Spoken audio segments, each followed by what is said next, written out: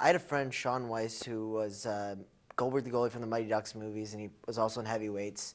And he got a hold of Judd Apatow. He was like Sean was kind of my first big supporter, and we did stand up together. And he got a hold of Judd Apatow and got me an audition for this after I heard about it. And we tried to get an audition for a couple weeks, and I had an audition and had 9 auditions for the part, and it was just crazy.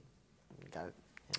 Yeah, I had done one movie prior to this one, and it was called It's Kind of a Funny Story with Zach Galifianakis. And so originally they told me that I had too much experience to even audition because they wanted strictly unknowns only.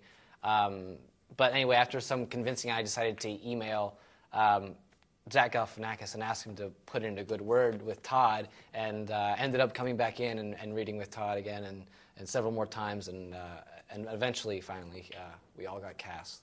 So I just did an open call over the internet. They saw like I don't know, thousands of people, so I don't know what I did that was so awesome, but I appreciate it.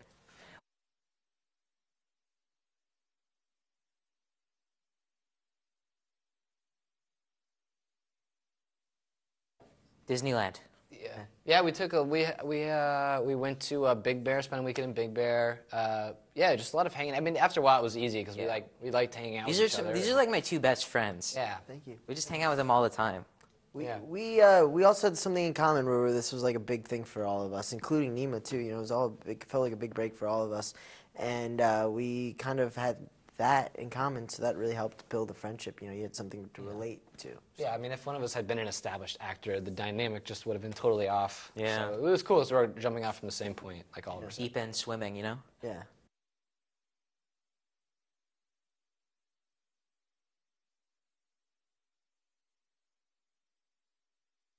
Pretty much what it looks like, I feel like, is what it was like to be there.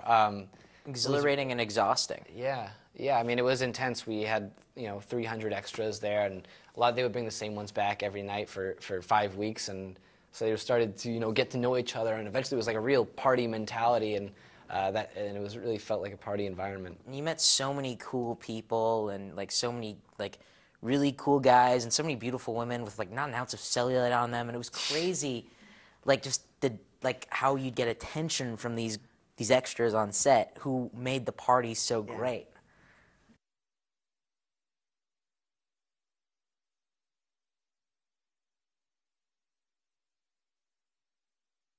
One thing I thought was so funny when we were shooting it is this guy, and he's throwing up into the toilet, and then there's these kids that are just pissing like he's not even there into the toilet, like past his head or onto his head. Too far, man. It was just so real looking and disgusting. We just couldn't. I was just thinking about the one that did get in there, which was this dude hanging from the ceiling. I think he's hanging from the chandelier, like this huge chandelier. He's like shaking, and he was a stunt guy, but I think he was a stunt guy, and it was crazy to watch this dude fall and tear that thing off the wall. That made it into the movie, I think. We had some really impressive stunt guys. Yeah, the stunt guys were incredible. My stunt guy was hilarious because there's not a lot of young stunt dudes in my body type, so it's someone that started off doing stunts in great shape when they were younger. So my stunt guy was probably in his 60s, and he had done the original Texas Chainsaw Massacre. So seeing him put on the curly hair wig and falling off the treadmill and jumping off the house was really just pretty incredible. He was hilarious.